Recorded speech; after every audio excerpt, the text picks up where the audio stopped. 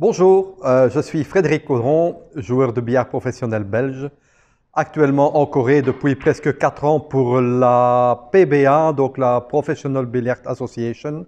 J'ai 55 ans récemment, je joue professionnel au billard depuis environ, j'ai oublié, depuis plus de 35 ans disons. Je suis aujourd'hui à Goyang City, c'est une petite ville au nord de Séoul si je ne me trompe, une quarantaine de kilomètres, dans un club magnifique qui s'appelle l'Optimus Carom Café. Vous pouvez voir le nom derrière moi d'ailleurs. Donc, comme je vous ai dit, je suis déjà ici depuis 4 ans en intermittent parce que on passe des périodes très longues ici en Corée pour la PBA, avec des retours assez rares en Belgique finalement. Et voilà, donc je suis ici avec mon épouse. Nous sommes depuis 7 mois, nous sommes en Corée et dans une semaine environ, nous rentrons en Belgique. Alors j'ai commencé à jouer au billard, j'avais environ 8 ans. Évidemment, comme la majorité des jeunes, des gamins, j'ai suivi mon papa qui allait au club. 8 ans, je me souviens très bien d'ailleurs du club, c'était à environ 200 mètres d'où on habitait, c'était très facile, on allait à pied avec la queue de billard sur le dos, et bon, l'étui de billard. Et j'ai commencé à jouer au billard en suivant évidemment mon papa et tout. Vous savez, dans les clubs de billard en général, les personnes sont plus âgées, et tout le monde a commencé à m'apprendre un petit peu à jouer au billard, à me dire comment il fallait tenir la queue, comment il fallait pousser. Et j'ai un souvenir quand même assez extraordinaire de mon premier rétro que je n'oublierai jamais. C'était même pas un rétro pour revenir en ligne droite, c'était un rétro un peu oblique. On a dit jouer un peu en bas, j'ai joué en bas dans la bille et la bille a reculé. J'étais vraiment, j'étais fasciné ce jour-là d'ailleurs. Et c'est mon premier souvenir de billard. Euh, et ça remonte donc à 1976. Ça fait, c'est le siècle dernier, le millénium dernier même. Et voilà. Donc j'ai commencé à jouer de plus en plus. J'ai joué une première compétition qui s'appelait la Coupe Van Beem, qui existe encore d'ailleurs. Une compétition euh, entre les 3 pays, la Belgique, la Hollande et l'Allemagne. Je me souviens très bien d'ailleurs, je jouais 35 points à la libre. Je ne savais pas vraiment bien jouer, mais bon, 35 points. Et j'avais gagné mes quatre rencontres dans une équipe. Il y a d'ailleurs des photos, une photo assez extraordinaire. Je mesurais, je ne sais pas combien, 1m30, 1m40. Et il y avait des joueurs dans l'équipe parce que c'était ça, évidemment, c'était pour des jeunes, si je me souviens bien, jusque 19 ans. Et il y avait des joueurs qui mesuraient 1m90. Donc, automatiquement, sur la photo, je faisais un peu tâche. Mais c'était très amusant. Je me souviens d'ailleurs que le délégué du tournoi à l'époque était Jean-Claude Dupont, qui a été très très longtemps président de l'Union mondiale de billard, qui est malheureusement décédé il y a très peu de temps. Donc c'était mon premier souvenir international extraordinaire d'ailleurs, et surtout quand on voit les quelques photos, parce qu'il n'y en a pas beaucoup. Donc j'ai commencé comme ça, et à un certain moment, j'ai commencé à progresser petit à petit, parce que vous savez, bon, quand on a 10 ans, 12 ans, on s'intéresse à d'autres choses. Je jouais au football aussi à l'époque. Mais mes parents, mon papa qui jouait quand même pas mal du tout au billard, s'est rendu compte qu'il y avait un peu de potentiel et m'a emmené vers un professeur de billard qui s'appelle Émile Waflard, très connu d'ailleurs mondialement. J'ai commencé à prendre des leçons régulièrement le samedi matin. Il y avait 1 ou 2 heures de leçons tous les samedis matins. Et j'ai commencé à progresser évidemment depuis mes 14-15 ans pour prendre des leçons pendant environ 4, 5 ou 6 ans avec Émile Waflard régulièrement. Évidemment, j'ai énormément progressé au jeu de série.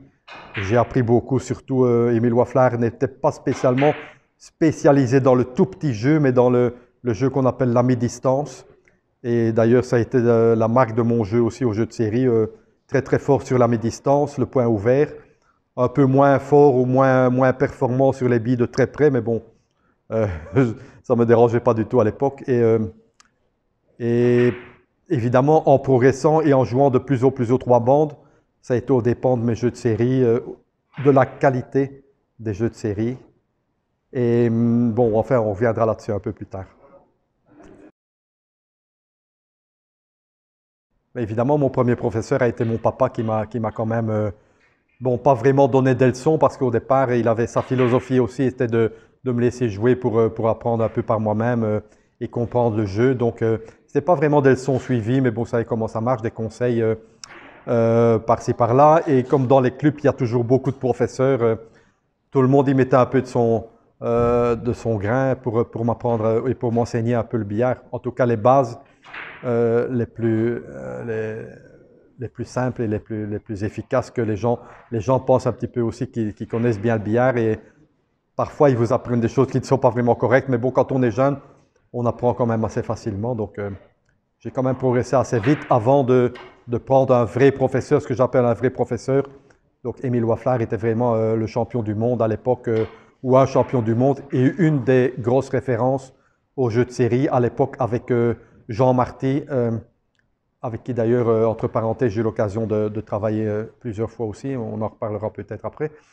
Donc, Émile Waflard, qui était une personne quand même assez spéciale, un vrai Bruxellois. Bon, les Belges comprendront ce que ça veut dire, mais ce n'est pas péjoratif du tout. Vraiment, le monsieur bien nerveux et qui était vraiment très, très motivé pour enseigner le billard à ses élèves. Et c'est là que j'ai vraiment appris toutes les bases. Je n'ai pas eu d'autres professeurs, de vrais professeurs qu'Émile Waflard. Alors, donc, avec Émile Waflard, on a commencé environ vers mes 14 ans. Et j'allais une fois par semaine, je me souviens très bien le samedi matin, mais je ne me souviens pas si c'était 1 ou 2 heures de leçon, peut-être 1 heure, 2 heures. Et pendant la leçon, en fait, bon, on mettait les billes sur mouche et on commençait. Et c'était un enchaînement et on retravaillait les points nécessaires à retravailler. Et la structure d'entraînement, en fait, il n'y avait pas vraiment une grosse structure d'entraînement. Sinon, je me souviens très bien aussi, c'est assez anecdotique. Pendant les vacances, soi-disant les vacances scolaires, donc juillet-août en Belgique, il m'avait dit, alors il ne faut pas faire comme les autres, il ne faut pas arrêter et prendre des vacances, il faut s'entraîner pendant les vacances. C'est là que les joueurs deviennent forts. Ce n'est pas pendant l'année, c'est pendant les vacances. Donc quand les gens prennent leurs vacances, toi tu t'entraînes, tu seras plus fort que les autres. Et alors il m'avait donné un programme qui était absolument intenable parce que, et d'ailleurs c'était même dans la pratique impossible à tenir, où il m'avait dit, je ne me souviens pas très bien, mais chaque jour, autant de points, peut-être 300 points au 71-2, 500 points au 47-2, 200 points à la bande et tout ça. Et au début, évidemment, j'avais essayé de faire ça, mais c'est totalement intenable parce que ça m'aurait pris 10 heures par jour et c'était pas non plus l'objectif à l'époque de passer ma journée sur un billard. Donc, mais je me souviens de cette structure et ça m'a beaucoup aidé parce que, bon, dans l'idée, évidemment, c'était exagéré. Mais en fin de compte, évidemment, ça a beaucoup servi parce que, bon, quand j'ai commencé à compter les points que je faisais à l'entraînement, je me disais, je n'y arriverai jamais, mais entre-temps, je faisais des points et j'étais sur le billard. Avec Émile Waflard, on est resté environ peut-être 5 ans, de manière très, très régulière, donc c'était tous les samedis. À un certain moment, évidemment, ça a diminué parce que j'ai commencé à jouer plus de compétitions et le jour a changé peut-être plusieurs fois, mais bon, on se voyait encore très, très régulièrement.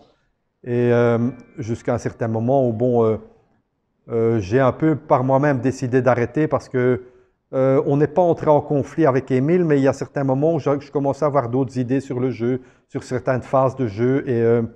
Et à un certain moment, je comprenais bien que depuis 5 ans avec lui, ça ne lui a pas trop plu non plus que je commençais un peu à discuter ses décisions et à lui dire, tiens non, je pense que c'est mieux de jouer ça que de jouer ça. Et c'est pas vraiment un conflit, mais à un certain moment, on a aussi décidé d'arrêter ou j'ai décidé d'arrêter de prendre les leçons.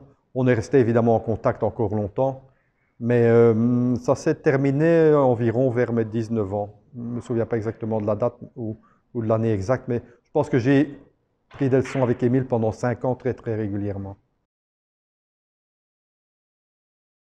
Alors, il n'y a pas eu d'autres professeurs, en tout cas au jeu de série, mais j'ai rencontré Jean Marty une fois parce que j'étais vraiment intéressé à un certain moment, donc je jouais déjà quand même en toute modestie un très haut niveau au jeu de série, mais j'étais quand même intéressé de voir la philosophie de Jean Marty dont on me parlait énormément et que je n'avais jamais rencontré à l'époque, donc je me suis rendu à Paris à l'époque prendre 2 heures de leçon avec Jean Marty.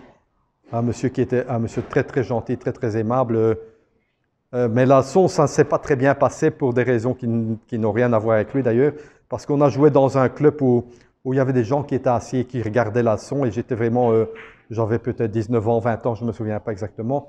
J'étais énormément intimidé déjà par le professeur et par les gens qui étaient derrière en train de regarder. Donc, par exemple, un bête exemple, vous savez, les Français ont un terme pour tous les points, par exemple le coup du tiroir. Apparemment, il y a un point, c'est le coup de rappel en deux bandes, si je me souviens bien. Moi, je ne connais rien, même encore maintenant, je ne saurais pas dire le coup du tiroir, si je me souviens bien. Le rappel deux bandes avec compte sur sa bille, ça doit être ça, je ne suis même pas sûr. Mais à l'époque, je me souviens que Jean Marty me met une position, il me dit, tiens, qu'est-ce que c'est ça, bon, ou comment ça s'appelle? Bon, moi, comme un abruti, évidemment, je ne sais pas. Et les gens qui étaient assis, donc, des gens qui ne savaient sans doute pas jouer au billard, commençaient à dire, coup du tiroir, le coup du train, enfin, je ne sais pas du tout, j'invente, évidemment, mais j'étais vraiment comme ça. Je suis resté sur mon cul, comme on dit, en me disant, ben, qu'est-ce que je fais ici? Parce que, euh, évidemment, pendant la leçon, je n'ai pas fait un point, puisque, bon, j'étais un gamin, même 19 ans, un gamin qui rentre dans un endroit où il n'est pas du tout à l'aise. Mais j'en ai retenu quand même pas mal de trucs, évidemment, techniquement et tout ça. C'était un peu plus compliqué, à mon avis, à apprendre que Waflar. Waflar était vraiment très concret. Touche de bille, on pousse, on met la bille dans une zone. On jouait plutôt la zone que de ramener les billes vraiment dans la précision. Avec Jean Marty, il y avait aussi des explications qui, à mon avis, ne me servaient pas pour progresser. Par exemple, il me disait pourquoi est-ce qu'il faut prendre un tiers de bille. Moi, étant élève d'Émile Waflar, je lui dis, ben, si je prends un tiers de bille, je vais passer, je vais me mettre là, quoi. Enfin, c'est logique. Il va me dire, oui, mais il y a alors, tu vas prendre la bille 3, 2 tiers. Enfin, il y avait une explication un peu même scientifique ou mathématique, je ne sais pas, qui ne m'a pas servi du tout, jamais dans ma vie, parce que j'avais la base d'Émile Waflar, évidemment. Et Émile Waflar, c'était très, très concret, très facile à comprendre. Jean Marty, malgré la capacité et les connaissances techniques, la majorité de ce qu'il a voulu m'apprendre, je ne l'ai pas compris. Donc, c'était assez... j'étais frustré, mais bon, avec le recul, j'ai quand même appris, où je me suis rendu compte que j'avais appris malgré que ça a été un très mauvais moment pour moi. Et d'ailleurs, je suis toujours très reconnaissant parce que j'ai gardé certaines choses qui m'ont toujours servi. Alors, une autre petite anecdote aussi, j'ai connu Dufetel, qui est très, très, très, très célèbre aussi en France, un monsieur très spécial aussi, très charmant. J'étais encore un tout petit joueur, puisque bon, quand j'avais 19 ans, 20 ans, j'avais encore rien gagné. Je commençais à progresser, évidemment, les gens voyaient que je jouais pas mal. Monsieur Dufetel venait chez moi et la première fois où je l'ai rencontré, il m'a vu jouer, il m'a toujours appelé Monsieur le champion et je ne l'ai pas vu beaucoup de fois dans ma vie, je l'ai vu 3 ou 4 fois quand je le rencontrais. Moi, Monsieur Dufetel, c'était un grand champion, donc le respect que je lui devais. Et lui, il m'appelait Monsieur le champion. Et j'étais vraiment sidéré qu'un monsieur avec un palmarès et des connaissances au niveau billard m'appelait moi Monsieur le champion. Ça m'est resté aussi évidemment toute la vie.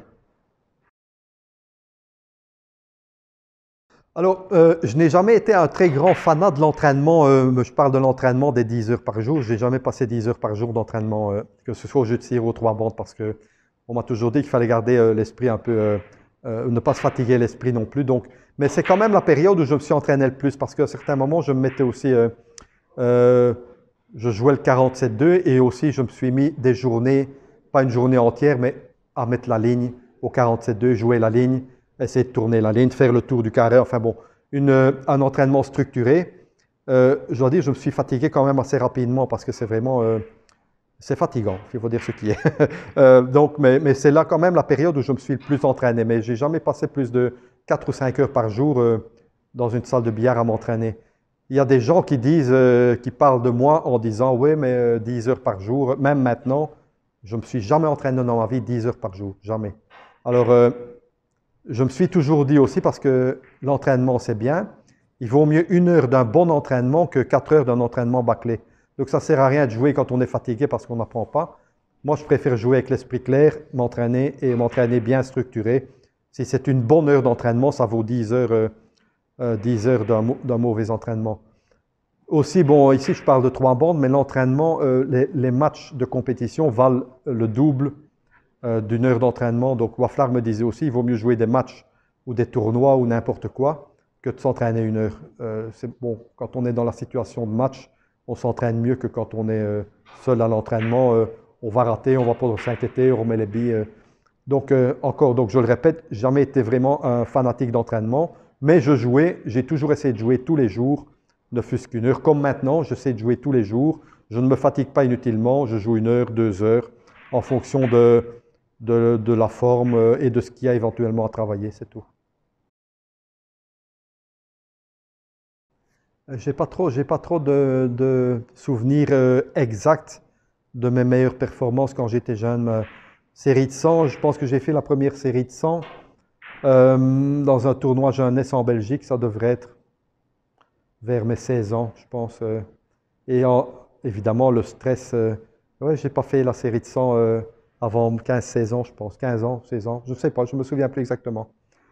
Euh, Tournoi jeunesse dans la région d'Anvers, petit billard. Ouais, je devais avoir 15 ans peut-être, oui. Mais le reste, petit à petit, je ne me souviens pas très bien de tout ça.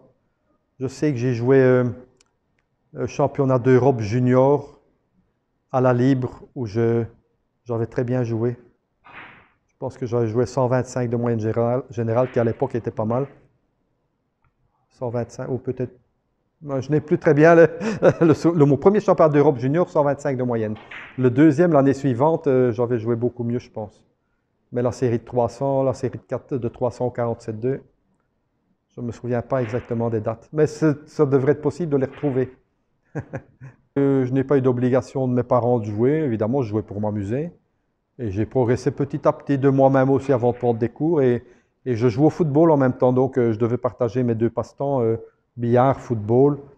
Et je ne m'entraînais pas beaucoup. J'allais avec mon papa 2 ou 3 fois par semaine, peut-être jouer au billard. Mais j'avais pris le virus, j'aimais bien, je jouais, je m'amusais, j'apprenais sans vraiment que ce soit important à l'époque.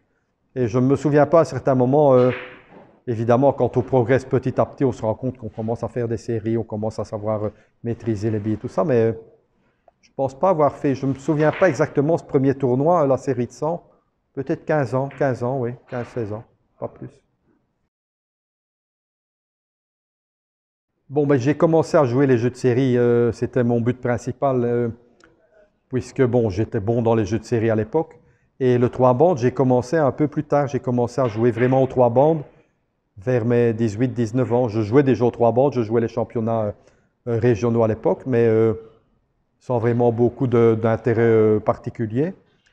Et 18 ans, 19 ans, je me souviens, 0,900 de général sur un tournoi ou un championnat de Belgique junior 3 bandes. Et là, j'ai commencé à jouer un petit peu plus aux 3 bandes, mais toujours pas vraiment pour choisir le 3 bandes, puisque j'ai joué les jeux de série vraiment de manière intense, disons jusqu'à mes 24 ans. Et c'est plus ou moins vers cet âge-là que j'ai commencé à comprendre qu'aux 3 bandes, j'avais aussi un certain talent pour progresser. Mais ça a duré quand même un peu avant de commencer vraiment le 3 bandes. Et je commençais à jouer les tournois, j'ai joué certains tournois de Coupe du Monde. Je gagnais parfois un tour, 2 tours, sans plus, quoi. Et ça n'a jamais vraiment spécialement marché parce que non plus, je ne me suis pas mis vraiment dans 3 bandes à l'époque. Et pendant ce temps-là, bon, j'ai gagné quelques championnats de cadre, évidemment. Et mon évolution au cadre a toujours été relativement constante. Et donc, c'était quand même difficile. Ça a été difficile de passer vraiment 100% 3 bandes. Ça devait être environ à mes 24 ans. J'ai la date de 24 ans en tête, mais je ne sais pas pourquoi. Je pense que ça doit être plus ou moins le moment où j'ai décidé. Aussi parce qu'on jouait à Spa, il y avait un tournoi de placement pour la BWA à l'époque, la BWA, Billiard World Cup Association. Et le vainqueur du tournoi de Spa était directement classé pour jouer les tournois de Coupe du Monde à l'époque, tournoi de Coupe du Monde BWA. Et je jouais Spa, ça m'intéressait, c'était bien. J'ai rencontré pas mal de grands joueurs à l'époque. J'ai joué quelques matchs, des bons matchs à Spa, mais sans évidemment pouvoir me classer parce que c'était quand même, à l'époque, tous les meilleurs joueurs du monde jouaient à Spa pour avoir une chance de jouer les Coupes du Monde. Donc, et je me souviens d'ailleurs avoir joué un match contre Werner Bayer, qui était le président, oui, le créateur de la fédération de la BWA. Et à l'époque, j'étais vraiment naïf parce qu'à l'époque, je me disais, ah, j'ai battu Bayer, peut-être qu'il va me donner un contrat pour jouer. Évidemment, ça n'a pas été le cas. Mais c'était assez amusant comme anecdote aussi. Et voilà, ça doit être plus ou moins cette date-là, je pense que j'ai commencé à me mettre beaucoup plus aux trois bandes. Aussi, la raison pour laquelle je m'y suis mis, parce que j'ai commencé à jouer dans une équipe aussi en Hollande. Il y a une équipe qui m'a demandé pour aller jouer les interclubs à Zundert d'ailleurs, et j'ai commencé aussi à être un peu payé pour jouer aux trois bandes, ce qui n'était pas vraiment le cas des jeux de série. Donc, ça m'a fait un peu réfléchir aussi, et je me suis dit, tiens, il vaut mieux jouer le trois bandes et faire rentrer un peu d'argent que de jouer aux jeux de série pour un idéal. Évidemment, j'adore toujours les jeux de série, même si je ne les joue plus, mais ça a été plus ou moins le moment où j'ai changé un peu de pensée au niveau à propos du trois bandes. Alors bon, moi quand j'ai commencé aux jeux de série, il y avait quand même une très très forte génération derrière moi de joueurs de jeux de série déjà. Donc il y avait Willy Wezenbeek, Philippe de Raas, Peter Brack, il y en avait encore d'autres. C'était l'époque où que le Mans Dillis ont arrêté. Donc Dillis a continué à jouer à la bande pendant un certain temps, mais plus aux jeux de série. Donc il y avait déjà derrière nous une énorme génération. Quand moi j'ai commencé donc avec Émile Waflard, c'est la même génération qui encore maintenant a de bons résultats aux trois bandes. Il y avait Peter de Backer qui prenait des leçons avec Émile Waflard, il y avait Eddie Leppens, il y avait Patrick Nissen, il y avait moi, il y avait Philippe de Raas à l'époque qui était aussi un élève d'Émile Waflard. À côté de ça, il y avait Johan Klaassen qui était un excellent joueur de jeux de série, mais qui lui était plutôt l'école Tony Scrowen. Et voilà, donc on a un peu, je me souviens d'ailleurs il y a eu à un certain moment un championnat de Belgique au 471-2 à Strombeek, près de Bruxelles. Et il y avait 7 des 8 joueurs étaient élèves d'Émile Waflard. Donc ceux que j'ai cités, plus il y en a sûrement, il y en a un ou deux que j'ai oubliés sans doute. Et Johan Klaassen était le numéro 8. Donc c'était notre génération dorée, ou c'est toujours d'ailleurs notre génération dorée, malgré l'âge. Et il y avait Eddy Merckx qui jouait aussi pas mal aux jeux de série. Eddy Merckx a quand même joué, à mon avis, si je me souviens bien, en 20-25 aux jeux de série, mais il a arrêté plus tôt, il s'est mis aux trois bandes beaucoup plus tôt que les autres. Et voilà, donc, et nous étions, et nous sommes d'ailleurs encore tous très très amis, on se parle encore régulièrement avec tout le monde, d'ailleurs avec Patrick Nissen, Peter de Backer, Eddie Leppens est ici encore avec moi. Donc, mais pendant les tournois, on était très amis et tout ça, mais jamais d'entraînement ensemble. On ne s'est jamais entraîné parce que vous savez que s'entraîner ensemble au 47-2, il y en a un qui joue, l'autre qui est assis. C'est pas très amusant s'entraîner au jeu de série ou à la libre, n'importe quel jeu, sauf aux trois bandes, la bande éventuellement. Donc on n'a jamais eu, je ne me souviens pas d'une seule partie d'entraînement avec un de ces joueurs, si ce n'est aux trois bandes. On n'a jamais eu, il n'y a pas eu d'échange spécialement. À part une relation amicale, évidemment, qui restait, mais rien d'autre. C'est pas vraiment lui qui nous lie, parce que c'est lui qui est à la base de nos qualités, mais finalement, on se rencontre dans les tournois, parce qu'Émile est décédé rapidement après, hein. Mais on est resté. C'est pas lui qui était le lien entre nous, ce sont les tournois. Donc, on se voit dans les tournois. C'est quand on se voit 10 fois par an et on se lie d'amitié avec quelqu'un, c'est pas vraiment lui qui est à la base de l'amitié. Tu vois? Enfin, je ne pense pas. Mais en fait, j'ai aucune idée comment est-ce qu'on peut être fort à tous les modes de jeu parce que, bon, moi j'ai commencé au jeu de série, donc quand on est fort à la libre, on peut être fort à tous les jeux de série, 4, 47-2, 71-2, 47-1, même si c'est plus difficile. Quand on maîtrise le jeu de près, on sait faire la moyenne dans tous les jeux de série. Maintenant, évidemment, la transition vers le 3 bandes, il y a un certain moment, donc j'avais c'est pas de l'arrogance, mais je connaissais quand même le jeu de série, je le connaissais bien et il n'y avait plus vraiment de secret. Évidemment, on peut apprendre à tout moment, on peut apprendre, mais il n'y avait plus vraiment de secret. Donc j'avais atteint un moment où je me disais, bon, comment est-ce que je passe au-dessus de ça? Bon, j'ai joué à un certain moment les quatre parties en une reprise à la libre. Je me suis dit, ben, qu'est-ce qu'on peut faire de mieux? Il n'y a pas mieux. Donc je me suis dit à un certain moment aussi, problème de dos quand on joue à l'américaine, donc j'ai arrêté les jeux de série, la libre. Au 47-2, à un certain moment, j'ai fait 200 de moyenne générale. Je me suis dit, bon, on peut faire mieux, mais qu'est-ce que je peux faire pour faire mieux? Il n'y a pas de truc pour faire mieux. Ce n'est pas en m'entraînant beaucoup plus que je vais faire mieux parce qu'il y a des aléas dans le jeu et tout ça. Donc, et à un certain moment, je me suis dit, bon, je vais passer quand même aux 3 bandes un peu plus. Et je me suis dit, ça sera au dépens des jeux de série, évidemment. Et je pensais que ce serait au dépens des jeux de série. Et pourtant, ça n'a pas été le cas. Donc, quand je jouais énormément de 3 bandes et je revenais aux jeux de série, j'y prenais du plaisir et je jouais pas mal. Après 1 heure d'entraînement, je pouvais rejouer quasiment mon niveau antérieur. Et ce qui n'est pas le cas à l'inverse. Donc, après avoir joué une partie de cadre, j'avais beaucoup de difficultés à revenir aux 3 bandes. C'est assez paradoxal parce que je sais qu'Eddie Lepen, celui quand il a joué une partie, quand on jouait les multidisciplines à Blankenberg et qu'il avait joué une partie de cadre, pour lui, le 3 bandes, et c'est sa récompense. Et moi, c'était ma punition parce que je savais qu'en jouant aux 3 bandes, je ne sais pas si c'est au niveau du bras ou du coup de queue, j'avais beaucoup de difficultés à retrouver mes sensations aux 3 bandes. Et ça prenait plus de temps que le chemin inverse. Donc, c'est pour ça que j'ai énormément diminué les jeux de série pour ne pas que ce soit aux dépens du 3 bandes.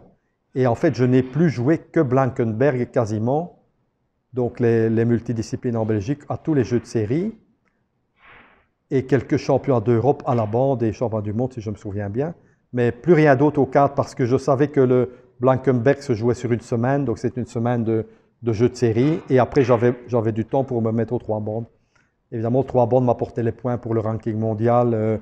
Aussi, je me souviens aussi que je pouvais gagner tous les jeux de série à Blankenberg, mais on ne parlait que de celui qui gagnait le 3 bandes. Donc, à un certain moment, j'ai été aussi énormément frustré de jouer si bien aux jeux de série, mais on n'en parlait pas. J'ai joué quand même, ma plus grande fierté, c'est le 133 de moyenne générale au 47,1. Et je me souviens qu'on n'en parle pas. Donc, en Belgique, c'est bien, oui, belle performance, mais il n'y a pas de, ça n'a aucune répercussion sur les gens. Les gens ne pensent pas que ce soit vraiment une performance extraordinaire.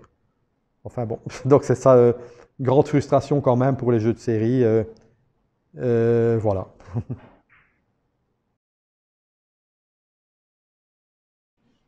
Mais la partie psychologique, en fait, moi j'ai appris de moi-même en voyant, quand j'ai commencé à jouer aux 3 bandes, j'ai rencontré les Japonais qui jouaient à l'époque, Kobayashi, Komori, 2 des meilleurs joueurs mondiaux à l'époque. Et j'ai toujours été énormément impressionné par leur calme et leur discipline. Pas de gestes déplacés, on rate, on va s'asseoir, on se concentre sur le point suivant. J'ai énormément appris de ces deux gentlemen. Et c'est resté un peu ma philosophie durant toute ma vie, parce que je ne me suis jamais vraiment intéressé ou je n'ai jamais étudié rien de psychologie. Donc, j'ai appris beaucoup par moi-même et par la suite, ben, il n'y a pas très très longtemps, il y a environ 10 ans, j'ai un peu lu quelques trucs sur le sujet, mais quand j'ai commencé à lire, je me suis dit, ben, ça c'est moi, donc je sais déjà ce que je pense, donc il n'y a aucune raison que j'en apprenne plus. Donc je savais déjà, ma façon de penser était déjà correspondait à ce que j'étais en train de lire. Donc voilà, je n'ai pas vraiment étudié ni appris quoi que ce soit. Évidemment, j'en parlais avec d'autres joueurs, j'en ai parlé avec plusieurs personnes et encore une fois, tout correspondait à ce que je pensais. Donc voilà, je n'ai jamais approfondi le sujet. Mais j'en vois aussi beaucoup ici. Je ne sais pas, ils ont leur petit papier. Enfin, chacun fait ce qu'il veut. Hein. Moi, ça ne me choque pas ni ne me dérange, évidemment. Mais ils sont en train de lire ce qu'ils doivent faire, tu vois. Je pense qu'après, après 20 ans, je pense que le papier n'est pas nécessaire. Tu dois l'avoir appris, à mon avis. Mais la préparation avant, chacun s'y met comme il entend. Mais moi, je sais que j'ai toujours pu rentrer dans un match. Je peux rigoler 3 minutes avant, mais quand je monte au billard et que je m'échauffe, je suis là, quoi. Et sans faire d'effort, c'est aussi c'est un avantage. C'est un talent plutôt qu'un travail, quoi. J'ai pas travaillé là-dessus. Mais je me suis dit aussi chaque fois, ça sert à rien, par exemple, d'ignorer les gens, parce que je ne suis pas non plus comme ça. Si quelqu'un vient me parler avant un match ou 10 minutes avant, je ne vais pas l'ignorer. Mais il y a des gens qui ignorent parce qu'ils doivent se préparer. Je comprends aussi, mais moi je ne suis pas comme ça, je ne peux pas le faire ça. Donc on vient me parler, il n'y a pas de problème, et je monte au billard. Je joue contre Eddie Leppens, par exemple. C'est la même chose, c'est mon meilleur ami. Ou un autre, j'ai beaucoup d'amis. On se donne la main avec un sourire en se disant tu vas voir aujourd'hui ce que tu vas prendre. Mais une seconde après, je suis dans mon match. Il n'y a pas aucun problème, quoi. On peut rigoler et tout et être dans son match directement en une seconde. Et c'est un talent, enfin un don, je ne sais pas. Oui. J'ai jamais dû travailler ça, donc la chance. Mais je pense qu'il y en a d'autres, à mon avis, il n'y a pas que moi comme ça, quoi. Enfin, là, je tombe aussi sur mon cul parce que je comprends, enfin, je comprends que l'aspect psychologique est très important pour beaucoup, mais aussi, il y a, les gens, ils mettent beaucoup trop d'importance. Donc, ça dépend qui te va te parler de ça. S'il y a des gens qui viennent te dire, ouais, mais il faut te préparer avant le match et tout ça, tu dois va dans le vestiaire et médite, je sais pas tout quoi. Les gens, un gamin, il va faire ça. Alors, est-ce que c'est bien, est-ce que c'est mal? J'en sais rien, je ne juge pas. Mais je pense qu'il faut apprendre aussi à s'isoler en soi sans s'isoler des gens, quoi. Je veux dire, encore une fois, sans doute un don, je ne sais pas, mais moi, je ne dirais pas. Moi, on joue par équipe ici en Corée et je vois les gens qui sont stressés à côté de moi et moi, j'essaie d'être un peu. Pourquoi? Moi aussi, je suis stressé, évidemment, mais si déjà tout le monde est stressé, on se stresse ensemble quand on joue par équipe. Donc, on se stresse tous, on est tous stressés. Si les gens essaient de se relaxer, je leur dis, ben, du calme, maintenant, c'est dans 20 minutes qu'on commence. Calme, relax et tout. Là. Et les gens se calment, tout le monde se calme en même temps. C'est une façon de penser aussi, plutôt qu'un travail. Et je leur dis aussi, hein, il y a des gens dans mon équipe qui jouent l'autre équipe, meilleur ami là-bas en face. Je dis, meilleur ami, il va lui dire bonjour, et dès que tu reviens ici, tu le tues, hein, tu montes au billard tu lui joues la carotte comme tu peux et tout ça, quoi. Mais c'est normal, je veux dire, j'ai toujours su faire la différence entre le match et l'extérieur. Je monte au billard, je veux gagner. Qui est à côté de moi? Même, j'ai aucune idée. Ça ne m'intéresse pas. Je veux le battre, c'est tout. Il veut me battre aussi. Dès qu'on a fini, il a gagné, j'ai gagné. On se donne la main, un sourire, bien joué. Boum. On sort, on va au resto ensemble et on discute. On ne discute même pas du match, il n'y a même pas à parler puisque ça ne sert à rien, quoi. Je veux dire, c'est du temps perdu. Mais c'est comme ça doit être comme ça. Je veux dire, il y a un stress au billard, mais quand on est à côté, il faut faire la part des choses. Je veux dire, ça reste, c'est du sport, quoi. C'est tout. Non, non, mais je peux citer énormément, mais mes grosses performances, euh, bon, mes plus gros souvenirs, c'est mon premier champion du monde aux trois bandes, et je vais dire pourquoi aussi, parce que premièrement, c'est le premier, et deuxièmement, j'ai gagné la finale avec Blomdahl, qui à l'époque, en 1999, qui était le numéro un absolu à ce moment-là, depuis déjà quelques années d'ailleurs. Et je me souviens que moi, je suis arrivé en finale péniblement. J'ai battu Jaspers en demi-finale, si je me souviens bien. J'ai battu Sangli en huitième de finale. Mais des matchs serrés, des matchs difficiles et tout ça. Et Blomdahl était passé jusqu'en finale sans perdre un seul set. On jouait en 7 à l'époque. Et je me suis dit, ben, je suis en finale, c'est magnifique, je suis très content. Il ne peut rien m'arriver. Et en fait, je ne peux que gagner parce que même si je perds, j'aurais gagné.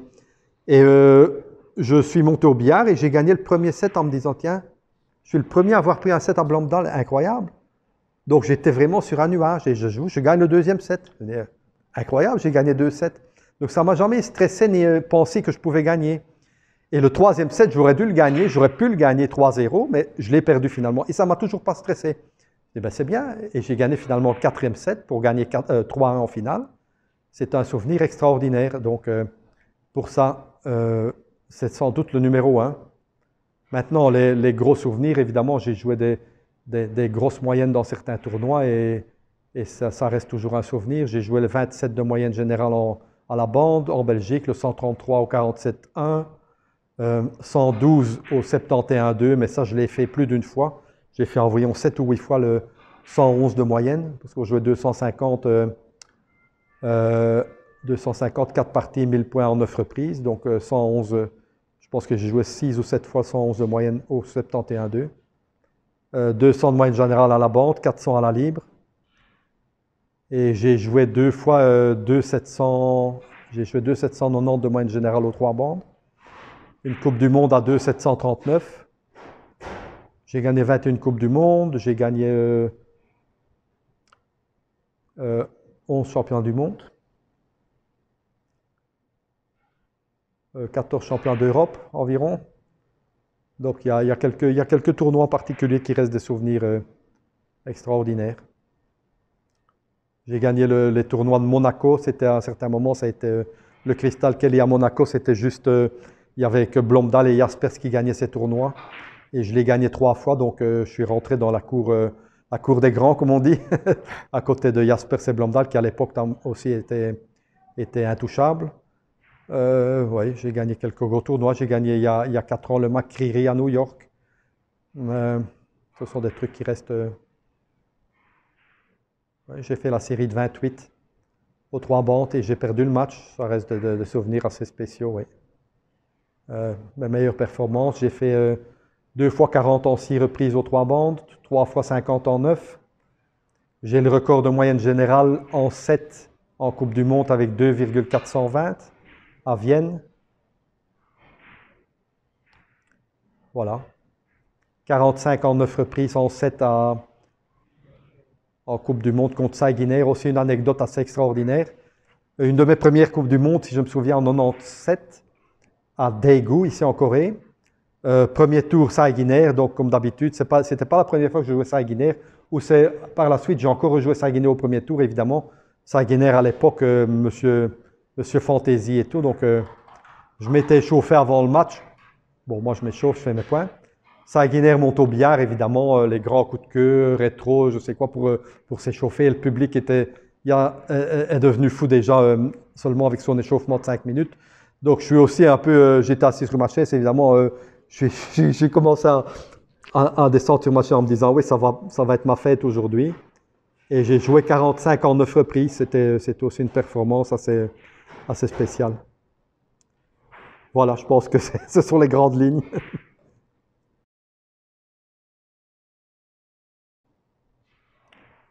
Un meilleur souvenir, c'est difficile parce que chaque victoire ou chaque performance a quand même une certaine valeur.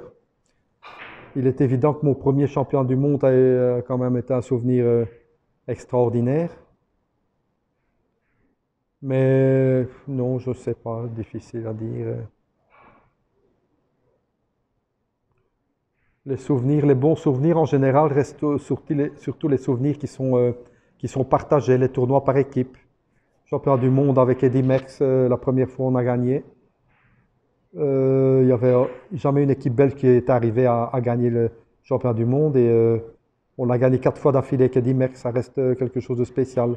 On a fait aussi un record de moyenne pendant un des championnats, si je me souviens bien, on a joué, moi j'avais joué 40 en 9 reprises et lui en même temps 40 en 13, donc on a fait 80 points en 22 reprises, à nous deux en même temps. Ça reste une performance quand même assez spéciale. On a été champion d'Europe aussi avec Eddy Merckx.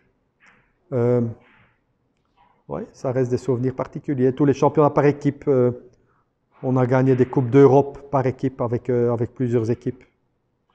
Ça reste toujours plus particulier de partager une victoire que de la gagner seul en fait. Ouais.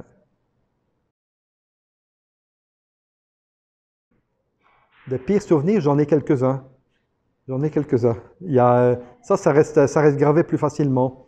Il y a une Coupe du Monde à Istanbul où j'ai joué une demi-finale avec Blomdahl et de l'autre côté, Raymond Keulemans jouait contre Raymond Burgman.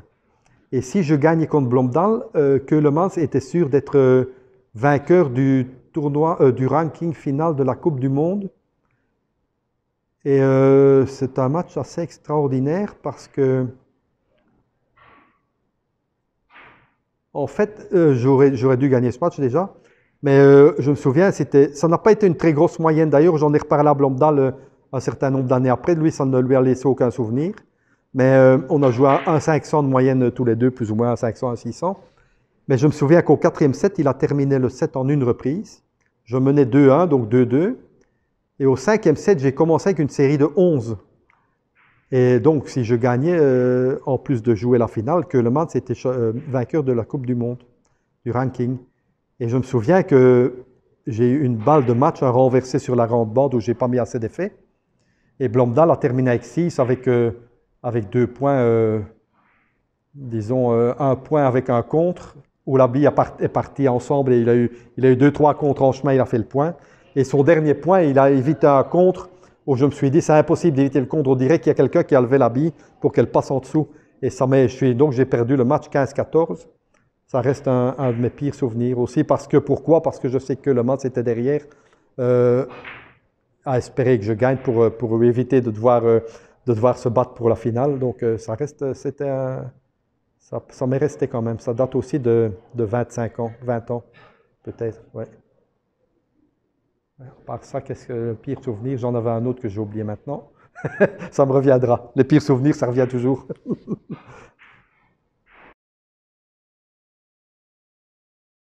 Être une exception quand je sais déjà qu'on vient d'en parler. Jouer à un haut niveau à tous les modes de jeu, c'est déjà une exception, puis il n'y en a pas beaucoup. Parce que si on parle des gens en Belgique, que le Mansdielis était tout bon dans tous les jeux de série. En Belgique, on a De Bakker, Leppens et moi. Mais dans les autres pays, je ne vois pas beaucoup, il n'y en a pas beaucoup qui jouent à tout haut niveau dans tous les modes de jeu. Donc déjà, je me suis rendu compte que j'étais une exception à ce niveau-là. Ouais. Mais être une exception, bon, je ne sais pas. Je ne me rends pas toujours très, très bien compte du talent que j'ai. Les résultats sont bons et pourquoi est-ce que ça marche parfois mieux qu'un autre, j'ai aucune idée. Peut-être question de caractère. Pourtant, il y a quelqu'un qui m'a dit quand j'étais jeune que je n'avais pas de caractère. J'avais déjà gagné quelques tournois, mais il m'avait comparé avec quelqu'un d'autre. Il m'avait dit si tu avais le caractère de celui-là, tu gagnerais beaucoup plus. Et d'ailleurs, ça m'est retombé encore une fois, même il n'y a pas très longtemps, il y a environ 10 ans, où quelqu'un m'a dit que si j'avais eu du karaté, j'aurais gagné beaucoup plus. Évidemment, mais bon, quand on joue des tournois de 3 bandes où il y a, on sait les grands joueurs du moment, avec Blomdahl et compagnie, Jaspers, alors celui qui vient maintenant et qui va gagner 5 tournois de Coupe du Monde par an, ben, il n'est pas encore né, donc que ce soit question de talent ou de caractère. Donc ce sont des choses, mais ouais. Je suis né avec un don sans doute que j'ai bien travaillé, et c'est tout. Voilà. Ben, oui, je me rends compte, mais c'est pas à moi d'en parler. Je veux dire, j'ai fait ce que j'ai fait, je l'ai prouvé. Enfin, je suis content d'avoir réussi au jeu de série, surtout parce qu'on parle beaucoup de 3 bandes actuellement. Le 3 bandes, évidemment, c'est spectaculaire et tout, mais j'ai toujours le respect des joueurs de jeu de série parce que je sais ce que ça coûte de s'entraîner au jeu de série. C'est pas, le jeu de série a besoin de plus d'entraînement que le 3 bandes déjà. Parce que pour jouer un de moyenne aux 3 bandes, ce n'est pas spécialement nécessaire de travailler beaucoup. Mais pour jouer 30 au 47-2, il faut travailler. Donc, je suis plutôt fier de mes jeux de série, le 3 bandes aussi évidemment, mais je suis fier d'avoir réussi là-dedans et que je n'ai pas arrêté non plus. Après coup, on aurait pu dire, tu aurais arrêté les jeux de série plus tôt, tu aurais gagné beaucoup plus. Mais je n'ai pas de regrets. Je sais aussi qu'à un certain moment, au début que j'ai commencé à jouer, parce qu'on me compare beaucoup maintenant avec Jaspers, Blomdahl et compagnie, évidemment, les gens aiment bien les statistiques et tout, mais quand moi j'ai commencé à jouer aux 3 bandes, évidemment, j'ai pris des raclés, j'en ai pris beaucoup avec Blomdahl, Jaspers, évidemment, parce qu'eux étaient déjà les valeurs sûres, et moi j'étais le petit nouveau qui montait et qui n'était même pas spécialisé du tout dans le 3 bandes, donc j'ai pris les raclés au début, donc les statistiques sont un peu faussées parce que j'ai pris beaucoup au début et à la fin, je pense que j'ai donné plus que j'ai reçu. Donc, ça compense un peu, mais ça ne m'empêche pas de dormir. Ça ne m'empêche pas de dormir parce que je sais que les gens qui en parlent ne sont pas toujours très subjectifs non plus. Donc, peu importe. Je suis content. Mes jeux de série, ça m'a beaucoup plu. J'ai énormément pris de plaisir à jouer aux jeux de série. Et si je ne jouais pas le 3 bandes, c'est sûr et certain que je jouerais aux jeux de série.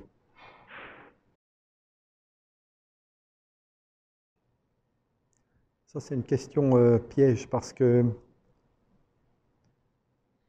je vais dire honnêtement, évidemment, mais je ne peux pas en citer une préférence, mais j'ai pris énormément de plaisir à bien jouer au 47-1. Parce que même avant de jouer des grosses moyennes au 47-1, j'étais fasciné par le 47-1 parce que c'est un jeu qui réclame énormément d'imagination aussi et d'automatisme évidemment. Donc je me souviens d'avoir joué un championnat d'Europe au Luxembourg, si je ne me trompe. Et je n'avais pas gagné, je n'avais pas spécialement joué très très bien, mais je me souviens d'une rencontre où j'avais une séquence de jeux de série où j'avais vraiment joué avec les billes, joué, passer d'une ligne à l'autre, mais vraiment avec Disons que ça, c'était peut-être une série 30, 40, 50, un enchaînement sur la ligne, en tournant, en passant entre les billes, en faisant un rappel de l'autre côté, et toujours continuer et avoir les billes sous contrôle. Et ça m'a donné énormément de plaisir. Le 47-1, je dois dire que c'est un jeu qui est quand même, à mon avis, le plus complexe et le plus difficile à maîtriser. La situation actuelle, c'est dramatique, évidemment. Déjà, je dois dire, je ne suis plus beaucoup tout ça, mais je pense, est-ce qu'il y a encore des championnats d'Europe aux jeux de série? Il y en a toujours, il y a eu Brandenburg, mais bon, où ça va avoir lieu peut-être à Antalya cette année, ou je ne sais pas, ou Ankara. Enfin bon, il y a sans doute encore des championnats, mais on n'en parle pas, c'est ça qui est grave, on n'en parle pas. Et je sais que de toute façon, l'UMB, la CEB ne font pas aucun effort d'ailleurs pour faire la promotion des jeux de série. Et c'est assez triste parce que, en considérant que ça reste un peu la base du billard, ça devrait quand même un peu être plus promotionné. Survivre, oui, ça va survivre, ça va toujours se jouer. C'est pas ça le problème, mais bon,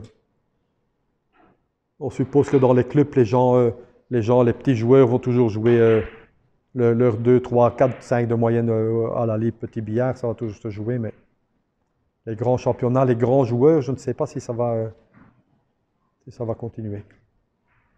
Mais je te dis, ça paraît bête et peut-être que j'ai l'air d'un ignorant quand je dis que je ne sais pas, mais tu ne lis rien nulle part. Tu ne vois rien. Facebook, je pense qu'à l'ère technologique qu'on est maintenant avec tous les réseaux sociaux, et il n'y a rien qui m'apparaît sur mon Facebook de jeux de série. Rien. Je te vois toi.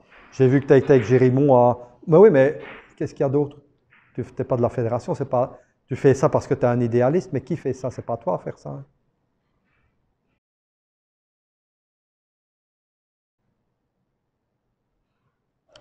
J'y ai jamais pensé, j'ai pas réfléchi. Pourtant, j'ai suivi un petit peu le truc là, mais euh, je sais pas s'il faut. S'il est évident que le jeu de série, quand c'est très lent, c'est ennuyé pour les gens à suivre. Quand c'est trop rapide et que on ne joue pas bien parce que c'est trop rapide, et il y a des joueurs, on ne peut pas les obliger à jouer trop vite parce que ça va évidemment réduire la qualité de leur jeu. Donc, je sais pas, je suis un peu partagé entre. Peut-être. Enfin, on peut tout essayer, hein, tout peut s'essayer, il n'y a aucun problème à voir.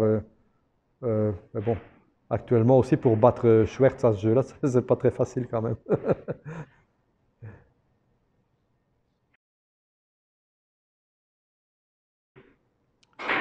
Mais moi, mon record à l'entraînement, j'ai pas de record à l'entraînement. Mon record, c'est en match. L'entraînement, ça n'a aucune valeur parce qu'en plus, je ne compte pas mes points à l'entraînement. Donc, je n'ai pas fait mieux à l'entraînement. Au contraire, ma plus forte série, à l'entraînement, peut-être, j'ai fait 21, peut-être, mais rarement, je fais rarement une série de 15 à l'entraînement. Parce que aussi, c'est de l'entraînement, donc quand je m'entraîne, je joue pas toujours le point qu'il y a à jouer, mais le point sur lequel je veux m'entraîner. Donc, j'ai énormément de déchets à l'entraînement parce que c'est mon entraînement. Même quand je joue un match d'entraînement, donc ça n'a pas trop de valeur. Bah, je pense qu'on est déjà très haut hein, au jeu de série, aux trois bandes, on est déjà quasiment au maximum. Hein, il est toujours possible d'avoir une performance, mais déjà la moyenne générale de 500, c'est déjà extrêmement haut. Et il y a parfois un tournoi où il y a un joueur qui fait la grosse moyenne, mais dans l'ensemble, déjà, je l'avais dit, attention, je l'avais dit, il y a des gens qui ont ri de moi quelques années après en me disant, ouais, tu avais dit ça, mais tu vois maintenant, j'ai joué le 2 de moyenne générale sur toute une année, c'est déjà une performance. Et ils m'ont dit, ouais, ben, il n'y avait jamais personne qui avait joué. Puis tout d'un coup, Jasper, ça commençait à jouer le 2 de moyenne générale sur une année. Et à l'époque, je jouais déjà très très bien. Je jouais des très grosses moyennes dans les compétitions par équipe. Mais je disais aux gens, écoutez, c'est bien beau, mais il faut prendre tous les résultats, les mauvais et les bons. Et moi, je calculais ma moyenne en ayant joué au-dessus de 2 de moyenne générale toute une saison en Hollande, au-dessus de 2 de moyenne générale en Belgique. Et malgré tout, je n'ai passé qu'une fois le 2 de moyenne générale sur toute ma saison et tous les matchs confondus. Et pourtant, j'ai l'impression de jouer énormément de matchs, même à 3 de moyenne et tout ça. Donc, il faut tenir compte aussi des mauvais matchs. Donc, évidemment, quand il y a un tournoi qui se joue maintenant, une moyenne générale, il y a eu plusieurs fois Blomdahl, Sanchez. Sanchez a le record de Coupe du Monde. À 2,700 autant, j'ai joué une fois cette moyenne. 3 performances à 2,700, mais il y aura peut-être un jour un tournoi où quelqu'un va jouer 3 de moyenne. Mais ça ne veut pas dire que la performance, que ça veut dire qu'il joue le 2 de moyenne générale sur toute l'année. Et finalement, c'est moi qui rigole maintenant. Ceux qui m'ont dit à l'époque, ah, tu vois maintenant, on joue le 2 de moyenne. En fait, on ne joue toujours pas le 2 de moyenne générale. À mon avis, il y a même Jaspers, qui est le numéro 1 incontestable, ne joue pas le 2 de moyenne générale. Donc, quand on voit ses derniers tournois de Coupe du Monde, les 3 derniers, il est en dessous du 2 de moyenne. Je pense qu'il a joué un tout bon tournoi à Manchester au World Games avec du 2,500, mais les 3 derniers tournois, il n'a pas joué le 2 de moyenne générale. Donc, il va être tout près, il va peut-être être légèrement au-dessus, mais dans l'ensemble, il n'y a personne qui joue le 2 de moyenne générale, toujours pas. Et ce que j'avais dit, ça remonte à mon avis à presque 20 ans. Donc l'évolution, évidemment, on sent qu'il y a une évolution au niveau du nombre de joueurs. Il y a régulièrement des matchs, d'ailleurs il y a une Coupe du Monde pour l'instant à Las Vegas, et je regarde les matchs et c'est bien, il y a plusieurs joueurs qui sont au-dessus du 2 de moyenne. Il y a des joueurs qui jouent un match à du 2,500 et le match d'après un 400, donc la moyenne, c'est la moyenne. Et le 2 de moyenne, ça reste quelque chose de très difficile à atteindre. Le record de série 28, ça pourrait tomber un jour ou l'autre, ça pourrait tomber, oui. Le meilleur match pour l'instant, c'est 40 en 4. Ça pourrait tomber, 40 en 3, c'est possible, un moment de folie et tout, de quelqu'un. Mais oui, ça peut tomber, mais encore une fois, ça peut rester encore 20 ans, c'est possible.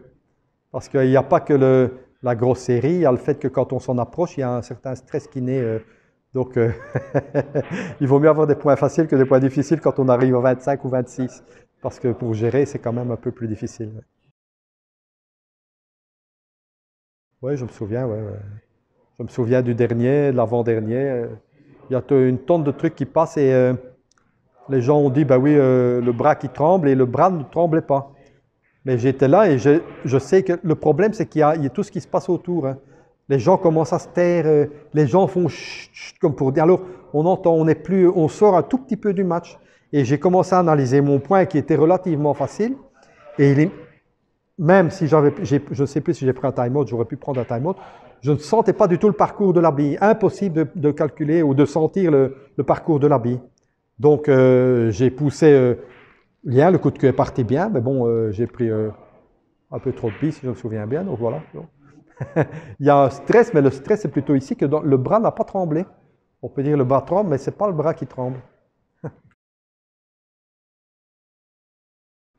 Déjà, il faut la patience, il ne faut pas abandonner en route parce que le billard, c'est une frustration quotidienne. Parce qu'on a toujours l'impression qu'on peut jouer une telle moyenne et en fait, on ne la joue pas.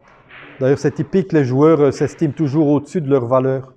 Et quand on regarde aux 3 bandes, les gens disent « Ah ouais, moi je pourrais jouer, je vaux à un 400 par exemple. » Et quand on regarde les statistiques, ils sont largement en dessous. Donc, on ne joue jamais au niveau qu'on pense pouvoir jouer.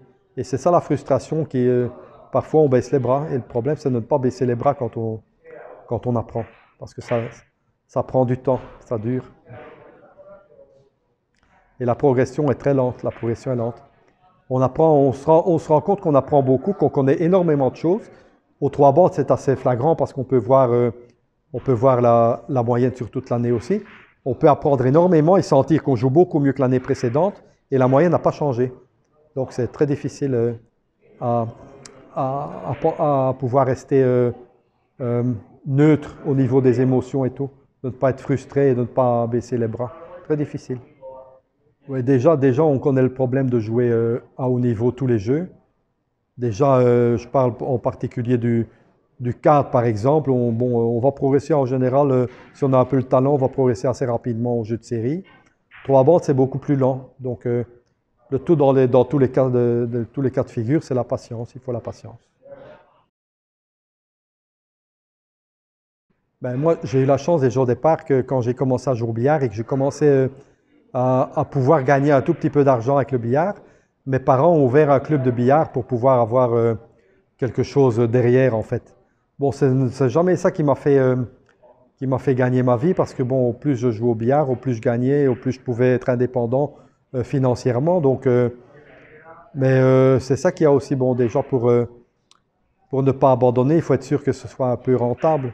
Sinon, évidemment, il faut un travail à côté. J'ai eu la chance de ne jamais devoir travailler, sinon dans les clubs où j'ai ouvert avec mes parents. Et ensuite, on a ouvert un autre club avec des amis où je suis quand même resté 4 ans et j'ai quand même pas mal travaillé aussi dans le club.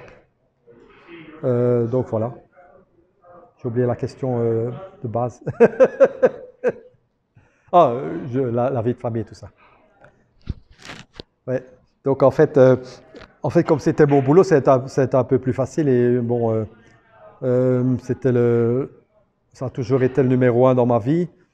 Si ce n'est que dernièrement, évidemment, maintenant, j'ai quand même 55 ans, je me rends compte que c'est assez fatigant et je pense que d'ici quelques années, la vie va prendre un tournant un peu plus relax que maintenant, quoi. Ça reste difficile à combiner parce que bon, mon épouse est avec moi tout le temps maintenant. Évidemment, ça facilite un peu, mais je comprends que pour la majorité des gens, ça reste un peu un problème. Et pour un jeune qui commence, doublement difficile parce que, premièrement, la vie de famille, petit ami, peut-être obligé d'aller travailler pour payer les factures, donc ça reste quand même un peu difficile. Mais bon, c'est la structure générale qui est difficile. Donc, s'il n'y a pas beaucoup d'argent dans le billard, c'est difficile de se lancer comme professionnel quand on a 15, 16, 17 ou 18 ans. Alors, la PBA, c'est Professional Billiard Association. C'est une association qui a été créée en 2019 et qui organise des tournois, un circuit de tournois professionnels en Corée avec des prix en espèces un peu plus élevés que l'UMB. Donc, il y a un certain nombre de joueurs européens qui ont signé un contrat pour jouer ici. Ensuite, il y a une Team League qui a été créée, donc un tournoi, un championnat par équipe, qui regroupe 8 équipes de 6 joueurs avec des playoffs. C'est une compétition qui a énormément d'attrait ici en Corée. Ça passe à la télé en direct. Tous les matchs sont retransmis en direct à la télévision. Sur YouTube, sur une chaîne qui appartient à la PBA, le Billiards TV. C'est une chaîne qui diffuse du billard 24 heures sur 24 ici en Corée. Donc le billard est énormément populaire ici.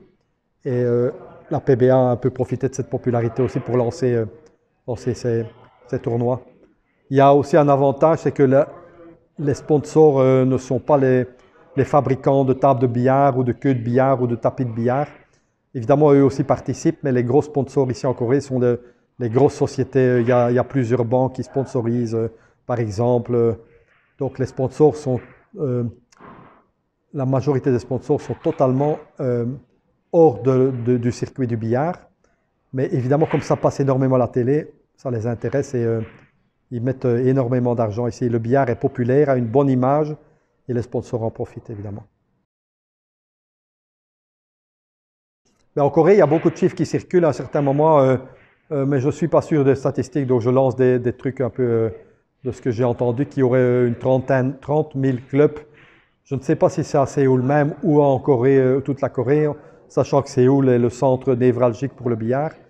Ici, nous sommes dans une salle qui compte 21 billards de match en parfait état. Donc ici, comment ça marche? Les joueurs viennent, les boissons sont gratuites en Corée.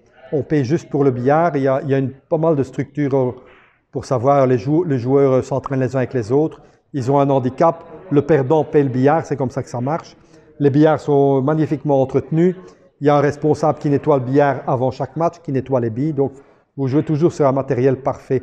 Que ce soit n'importe où, dans n'importe quel club. Évidemment, il y a des clubs modernes, il y a des anciens clubs, mais la base reste la même. Le billard doit être en bon état, les billes en bon état, et les joueurs viennent en fait ici pour s'entraîner. Ils ne viennent pas ici pour voir leurs amis, pour boire de la bière, ce qui est un peu différent de chez nous. Les gens aiment bien se rencontrer. C'est une activité sociale en Belgique, ou par exemple, ou en Europe. Ici, les gens viennent vraiment pour s'entraîner. Et c'est vraiment la grosse différence de la Corée par rapport à l'Europe en général. Et il y a des clubs à tous les coins de rue. Je sais, il y a une rue ici à environ 4 km d'ici où on peut faire 200 mètres et on va tomber sur au moins 6 ou 7 clubs dans la rue qui sont annoncés en général par un grand panneau où il y a de 3 ou 4 billes de couleurs différentes. Et on est ici donc à 40 km de Séoul. Si on va à Séoul Centre, on peut faire, si on va se promener pendant 2 km, on va rencontrer peut-être, si on est au bon endroit, 10, 12, 15 clubs. C'est vraiment incroyable, il y en a partout. Et les clubs marchent bien, il y a du monde partout. Ici, 21 billards, il est 1h de l'après-midi, les gens commencent à rentrer. Si on vient à 14, 15, 16 heures, le club est plein et les gens attendent pour jouer. Donc, et c'est partout, quasiment partout la même chose. On parle, encore une fois, j'espère ne pas me tromper, qu'il y a environ 10 millions de joueurs. 10 millions de joueurs, ça veut dire que tout le monde joue au billard. Tout le monde joue au billard à un moment ou à un autre de sa vie. Donc moi, je suis sûr qu'il y a des sponsors qui viennent ouvrir le tournoi. On leur propose de jouer le point de départ ou un point de départ pour ouvrir le tournoi. Et on voit tous qu'ils savent comment tenir la queue de billard, qu'ils savent pousser dans la bille. Il y a des joueurs, il y en a partout. Et les gens dans la rue reconnaissent les bons joueurs et la majorité suivent le billard à la télévision. Les chiffres sont incroyables. Oui. Ici, on est arrêté à tous les coins de rue, les taxis pour faire une photo et tout ça. Oui.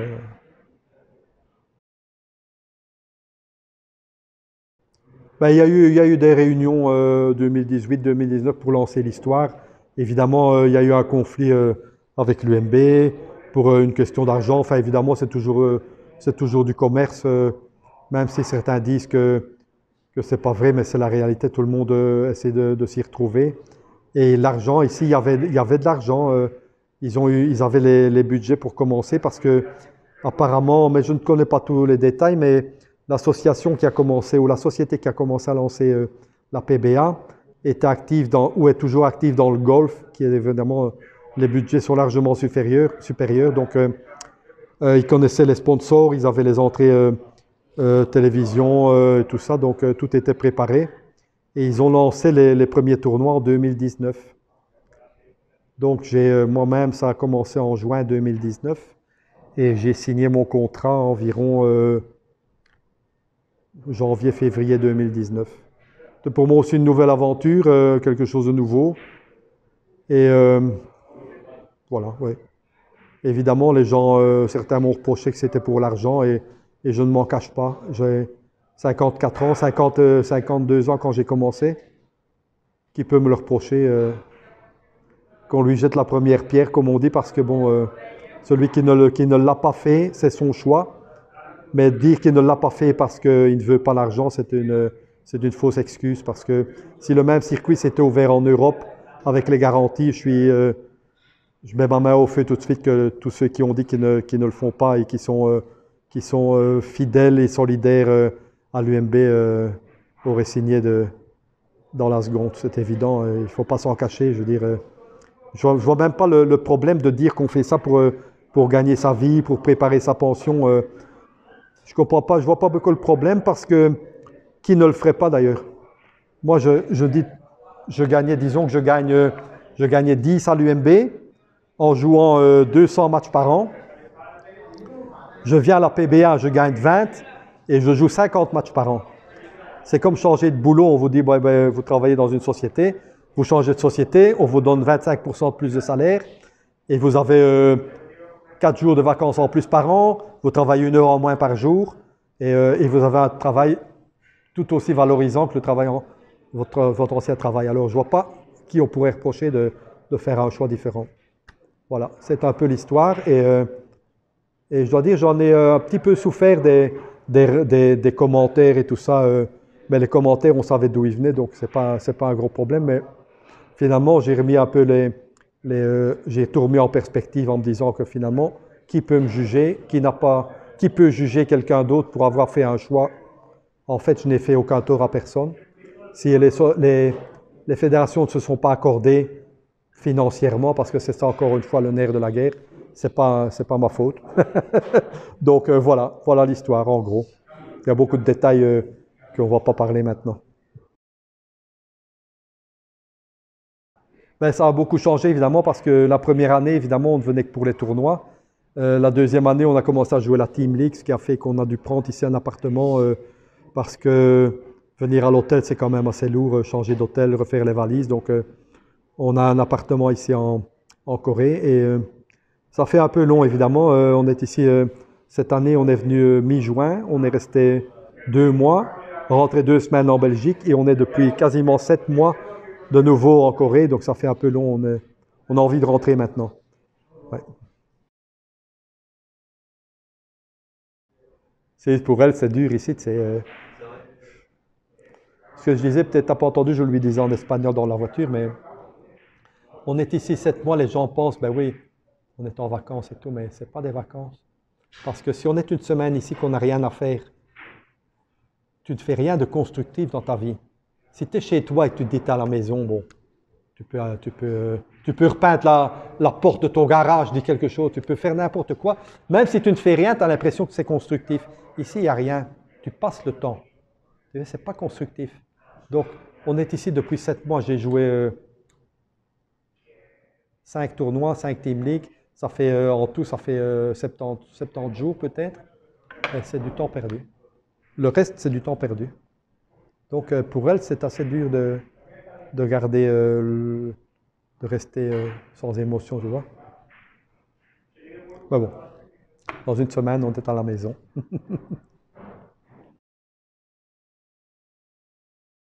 Il n'y a pas de, à mon avis, il y a pas de, que je sache, il n'y a pas de contact. Et je sais qu'il y a eu à un certain moment un rapprochement à Blankenberg durant le tournoi de Coupe du Monde. Apparemment, ils étaient sortis d'une réunion avec des accords. Apparemment, il n'y a pas de secret. Je pense que la PBA allait payer 750 000 € par an à l'UMB. Quand ils sont sortis de la réunion, ils sont venus me dire, ben oui, on a un accord, tout est très bien et tout ça. Apparemment, le jour d'après, ils sont revenus sur les accords. Comment ça s'est passé, j'en sais rien. Et d'ailleurs, je ne me suis pas mêlé de tout ça. Ça ne sont pas du tout mes... Bon, c'est pas mon but ni mon objectif. Et depuis ce temps-là, il n'y a pas de... À mon avis, il n'y a plus de contact. Et finalement, je pense que c'est pas trop mal. Évidemment, tout le monde dit que ce serait bien que les associations se regroupent, mais finalement, en sachant qu'ici, il y a pas mal de joueurs qui viennent gagner leur vie, qui sont contents avec ça, et qu'à l'UMB, ça a fait de la place pour d'autres joueurs. Si tout le monde est content, je ne vois pas pourquoi ça devrait changer. Ben, mon futur, il est ici à la PBA, donc ça reste, il y a 8 tournois par an, plus le champion du monde de la PBA. Donc voilà, et la Team League, on dirait qu'il n'y a pas beaucoup de tournois, 8 tournois, 9 tournois par an, plus la Team League, 6 ou 7 sessions de Team League, parce que ça se passe en une semaine. Mais entre-temps, il est difficile de rentrer à la maison, mais l'objectif, ça reste, en tout cas pendant les 2 ans qui viennent, la durée de mon contrat qui se termine dans 2 ans et qui sera peut-être négocié, on verra par la suite, mais on sera ici en Corée, il n'y a pas de... Et c'est toujours le même. On dit souvent que le niveau est inférieur à l'UMB. Ça, c'est une question de jugement et peu importe, mais je peux vous dire que les tournois ici, c'est pas facile du tout. Premièrement, déjà, on rejoue en 7, ce qui est totalement différent de ce qu'on a fait avant ou de ce qu'on joue en distance, en longue distance. Donc, les moyennes sont automatiquement plus basses. On joue avec le point de départ. Les points de départ sont différents. Donc, parfois, il y a un point de départ facile, mais les 80% des points de départ ne sont pas très très faciles par rapport au point de départ de l'UMB qui est le point typique de placement pour la série. On joue avec le banc d'avant qui vaut double. Alors ça paraît parfois une invention stupide, mais ça met un peu de stress supérieur dans certains coups. Des coups qui paraissaient très faciles avant prennent tout d'une fois une dimension totalement différente. Et les Coréens jouent très bien le banc d'avant et la bricole. Donc on tombe souvent sur des joueurs qui paraissent parce que leurs qualités sont là, mais qui paraissent techniquement un peu moins bons, mais au moment où doit faire un banc d'avant difficile, là, ils sont là, quoi. Donc voilà, voilà l'histoire. Ben, pour l'instant, je n'ai pas de projet à très long terme. J'ai quelques projets, j'ai des projets, j'ai plus ou moins un plan prévu, mais on sait que les plans changent. Mais il est évident qu'à un certain moment, je vais diminuer, voir comment ça marche au niveau santé, au niveau qualité de jeu, parce qu'il y a trucs qui rentrent à certains moments. Si je vois que ça diminue tellement que je n'ai plus envie de jouer les tournois, je vais peut-être me concentrer sur les champions, les tournois par équipe, les championnats par équipe, les, les ligues nationales, peut-être, je ne sais pas. C'est pas encore prévu. On verra dans 2 ans comment ça se passe ici et si je vais continuer ou pas, on verra. Il n'y a pas de projet à long terme, forcément. Mais arrêter, je ne vais pas arrêter du jour au lendemain, ça sûrement pas, non. L'amour du jeu. Ben, quand on joue des tournois, c'est pour les gagner. Donc l'objectif, c'est de gagner tous les tournois. C'est pas de l'arrogance non plus. Je veux dire, quand on vient dans un tournoi, c'est pour le gagner.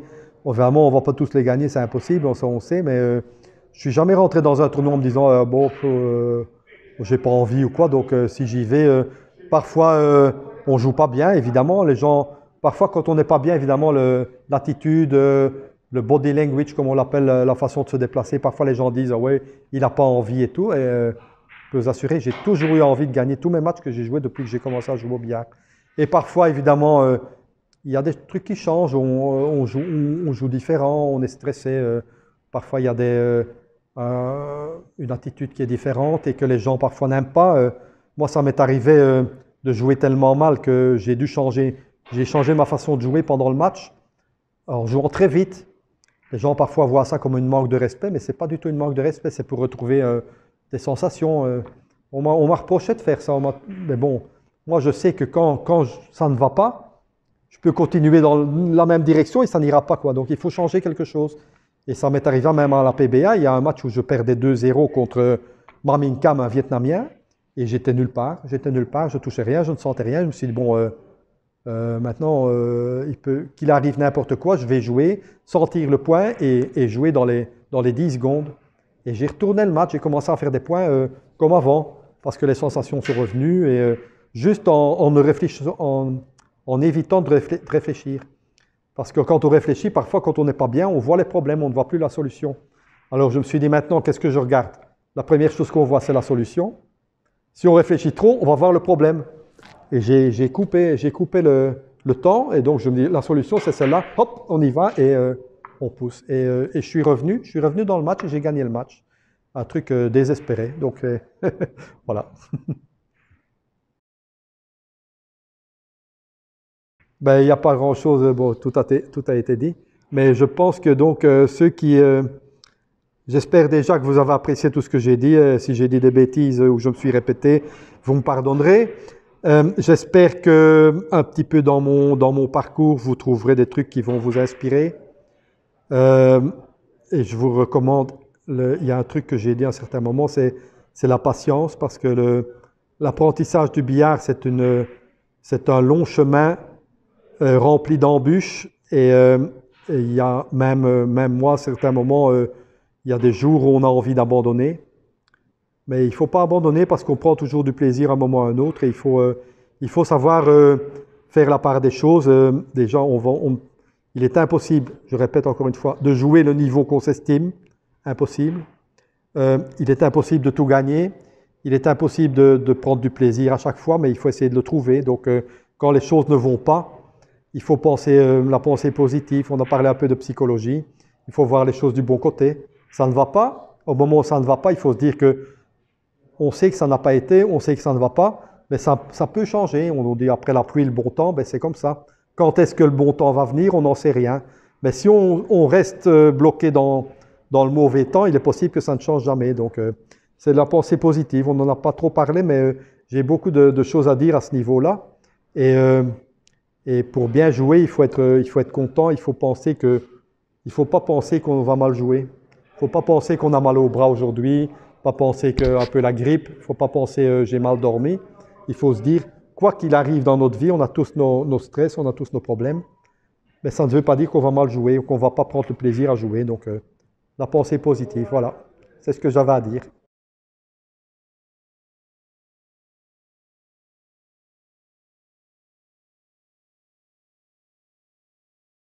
Ouais, quand on commence, on ne sait plus où on s'arrête. Mais il n'y a pas de problème.